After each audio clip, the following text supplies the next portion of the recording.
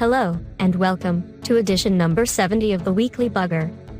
This time we have a response to a video on the Slim Living Cyborg channel of January 17th, 2023.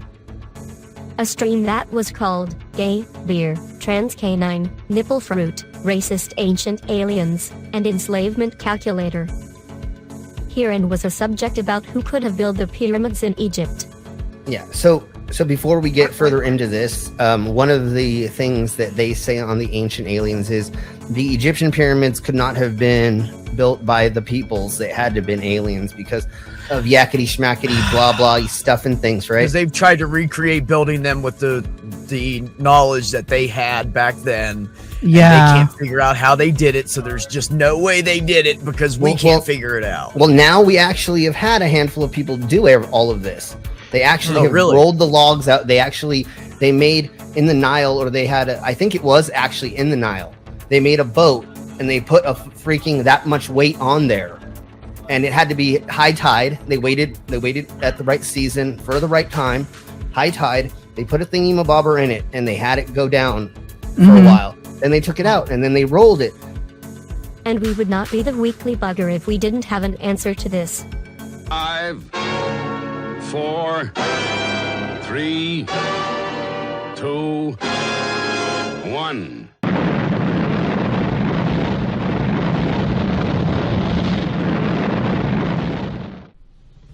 Alright, I get it. The intro is wrong, the craft has the wrong number, and it's got nothing to do with the pyramids. Or does it? These hieroglyphs have been puzzling scientists, historians and conspiracy theorists for decades. Many see a tank, an attack helicopter, or even a spaceship. But it does look familiar, doesn't it? It looks awfully like Thunderbird 2, that great green giant from the 70s.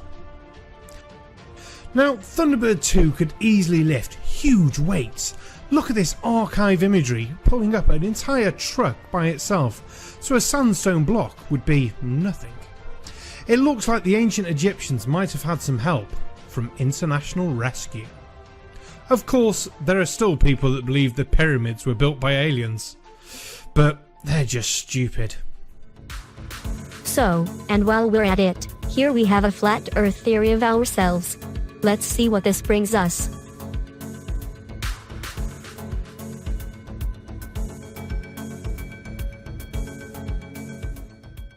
Jules Gabriel Verne was a French novelist, poet, and playwright.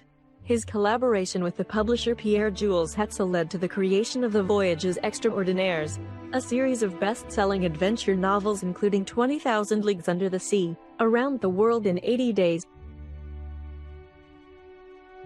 And this one, what is all about, Journey to the Center of the Earth.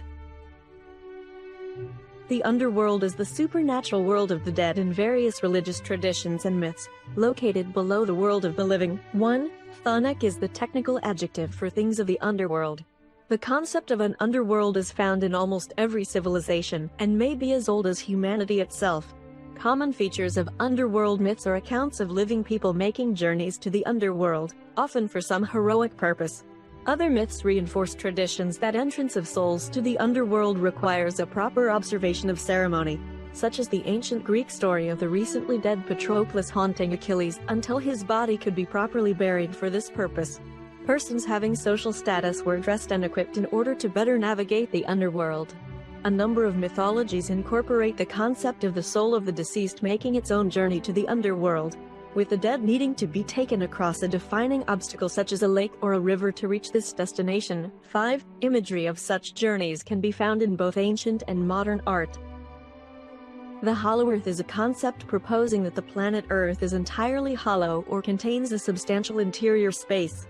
Notably suggested by Edmund Halley in the late 17th century, the notion was disproved, first tentatively by Pierre Bauger in 1740, then definitively by Charles Hutton in his Schiehallion experiment around 1774.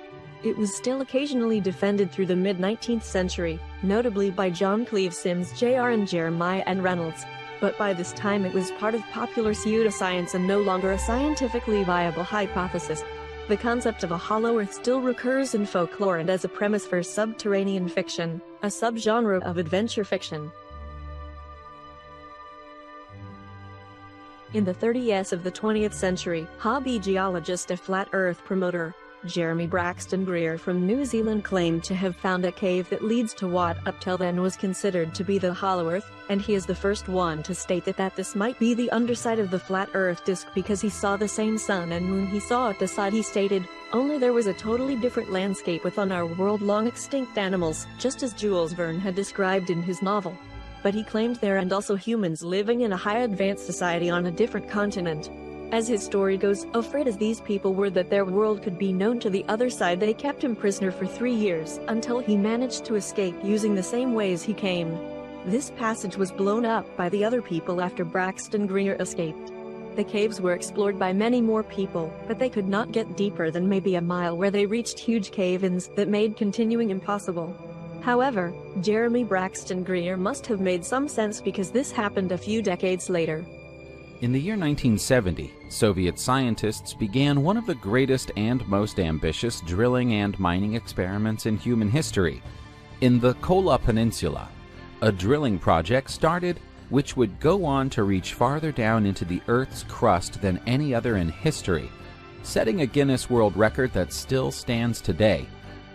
Even now, over 20 years since the cessation of all drilling activities at the borehole, which has since been welded shut, it's remembered as a grand science project, which brought about great scientific discoveries, as well as rumors, myths, and legends.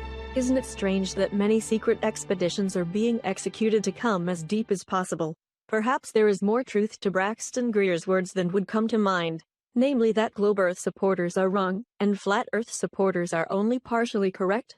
Isn't it obvious that what has a surface must also have a surface at the underside? Perhaps all these conspiracy theories are only invented as a smokescreen for us to keep us from discovering the real down under? Well, you decide. Because the last 4 editions of the Weekly Bugger were published on the wrong channel, namely my own, they will be also uploaded to the DHNetwork channel on random times, just to make the list complete. That was all for tonight. Have a nice week until next time.